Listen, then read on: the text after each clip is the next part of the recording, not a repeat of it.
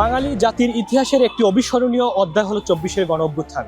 যে গণঅভ্যুত্থানে একদিকে সরকার পক্ষের হাতিয়ার ছিল অনেক মারণাস্ত্র, সেখানে শিক্ষার্থীদের হাতিয়ার ছিল নানা স্লোগান ও নানা বিদ্রোহী গান। সেই সেই একটি স্লোগান হলো কথায় কথায় বাংলা ছাড়, বাংলা কি তোর বাপদাদার। সেই স্লোগানের যিনি প্রবক্তা তিনি আমাদের সাথে আছে। আমরা আজকে তার সাথে কথা বলবো, ইনক্লাবে তার কাছে জানার চেষ্টা করব সেই স্লোগানের পিছনের রহস্য। কেমন আছেন আপনি? ভালো থাকার বোধহয় খুব একটা সুযোগ নেই জুলাই অভ্যুত্থানের ১ বছর পরে। তবুও বলতে হয় যেহেতু ভালো আছি।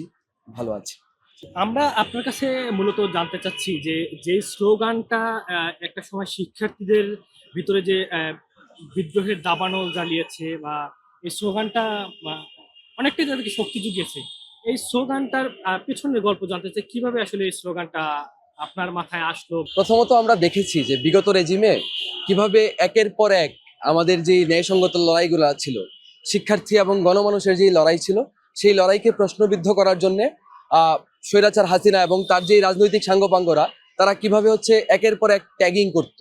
তারা হচ্ছে জামাত শিবির ট্যাগ দিত, তারা হচ্ছে বিভিন্ন ধরনের মানে ট্যাগ দিত এবং হচ্ছে তাদেরকে এক ধরনের হুঁশিয়ারি উচ্চারণ করত, কটাক্ষের সুরে, বিদ্রুপের সুরে তারা বলতো যে বাংলা ছাড়ার হুঁশিয়ারি উচ্চারণ করতো।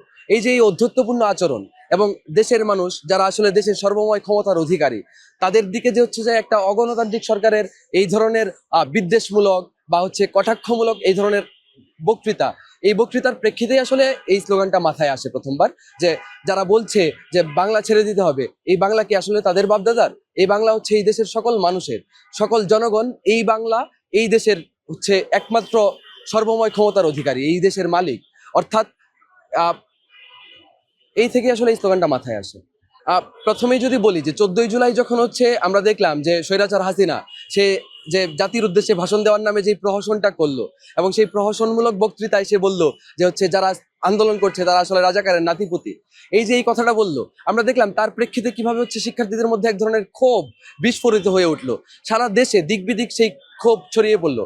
আমরা দেখলাম যে এই যে রাজাকারের মতো একটা ঘৃণ্য ট্যাগ, যারা সরাসরি হচ্ছে গণহত্যার সঙ্গে জড়িত, এই রাজাকার ট্যাগটা যে শিক্ষার্থীদের মধ্যে দেওয়া হলো, তার প্রেক্ষিতে হচ্ছে যে শিক্ষার্থীদের মধ্যে যে বিক্ষুব্ধতা সেটা ছড়িয়ে পড়লো। তখনই প্রথম ভাবি যে হচ্ছে এই যে এই ট্যাগিং এর কালচার, এটার একটা পাল্টা জবাব দিতে হবে। সেই পাল্টা জবাব দেওয়ার বাসনা থেকেই প্রথম ১৬ই জুলাই, ১৫ই জুলাই এবং ১৬ই জুলাই এই স্লোগানটা হচ্ছে যে আমি দেওয়া শুরু করি। এবং তারপরে আমি দেখি যে সারা বাংলাদেশে বিভিন্ন জায়গায় বিভিন্নভাবে মানুষজন এই স্লোগানটা দিচ্ছে।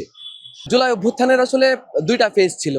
প্রথম ফেজে হচ্ছে যে আমরা কোটা সংস্কারের আন্দোলন করছিলাম, যেই রাষ্ট্রের যেই বিদ্যমান অসঙ্গতি এবং বিদ্যমান যে হচ্ছে বৈষম্যমূলক কোটা ব্যবস্থা, সেটার বিরুদ্ধে আন্দোলন করছিলাম। কিন্তু আমি এবং আমার সংগঠন আমরা শুরু থেকেই জানতাম যে এই যে বৈষম্যমূলক অবস্থা, এটার থেকে বাংলাদেশের মানুষকে রেহাই দিতে গেলে এই যে ফেসিবাদী অবস্থা, এই যে স্বৈরতান্ত্রিক রেজিম, তার পতন ঘটানো লাগবে। এই জন্য আমরা শুরু থেকেই হচ্ছে যে সরব ছিলাম এবং কৌশলে বিভিন্নভাবে আমরা হচ্ছে এক দফা কিংবা স্বৈরাচার হাসিনার পতনের যেই লড়াই, সেই লড়াইয়ের দিকে এগুচ্ছিলাম।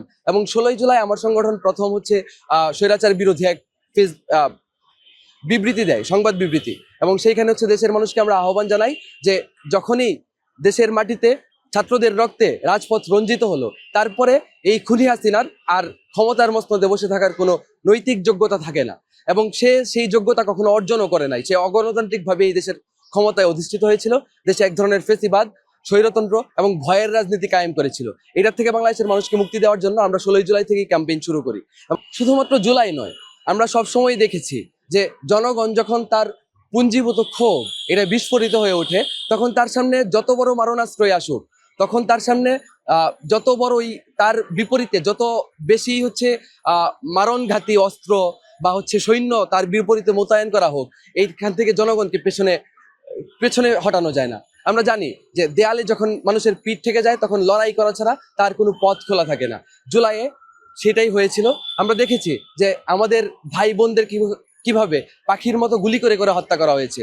আমরা দেখেছি একের পর এক বিভিন্ন জায়গায় আমাদের ভাইয়ের লাশে, আমাদের বোনের লাশে রাজপথ রঞ্জিত হয়েছে।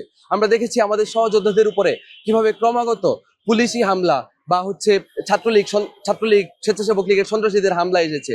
এই হামলা মামলা হুলিয়া এবং এই যে রাইফেল, বুলেট, স্নাইপারের সামনে দাঁড়িয়ে আমরা হচ্ছে তার বিপরীতে দাঁড়িয়ে ওতপ্রোতভাবে বলেছিলাম যে বুক পেতে ছিগুলি কর, বুকের ভেতর দারুণ ঝড়। কারণ আমরা জানি যে ক্ষমতার মসনদে যে বসে আছে, সে যতই তার ক্ষমতাকে কুক্ষিগত করে রাখতে চাক, জনতার যেই ক্ষমতা, সেই ক্ষমতার সাথে সে নেহাতি নস্যি। প্রথমত, জুলাই অভ্যুত্থান আসলে ইতিহাসের কোনো বিচ্ছিন্ন ঘটনা না। এই দেশের মানুষের যে হচ্ছে ঐতিহাসিক লড়াইয়ের পরম্পরা, 52, 62, 69, 71, 90 এবং 24, আমরা সব জায়গায় দেখেছি জনগণের মধ্যকার যে হচ্ছে আকাঙ্ক্ষা, সেই আকাঙ্ক্ষা বাস্তবায়নের জন্য, একটা সুন্দর সম্প্রীতির বাংলাদেশ বিনির্মাণের জন্য জনগণ সব সময় রাজপথে নেমেছে। কিন্তু প্রতিবার আমরা যেটা দেখেছি যে লড়াই শেষ হয়ে যাওয়ার পরে আর জনগণ যখনই হচ্ছে আবার তার কাজে ফিরে গিয়েছে, তখনই যারা ক্ষমতার মসনদে বসেছে তারা সেই জনতার যেই লড়াই, সেই লড়াইয়ের সঙ্গে বিশ্বাসঘাতকতা করেছে। আমরা এইবারও দেখছি যে 71কে কুক্ষিগত করার মধ্য দিয়ে হাসিনা যেভাবে বাংলাদেশের মাটিতে ফেসিবাদ কায়েম করেছিল, একইভাবে জুলাইকে কুক্ষিগত করার এক ধরনের পায়তারা চলছে। জুলাইকে কুক্ষিগত করার মধ্য দিয়ে বা জুলাইকে কুক্ষিগত করার মাধ্যমে আবারও এক ধরনের বিচারহীনতার সংস্কৃতি বা মব ভায়োলেন্সের সংস্কৃতি বাংলাদেশের মাটিতে কায়েম করার চেষ্টা করা হচ্ছে।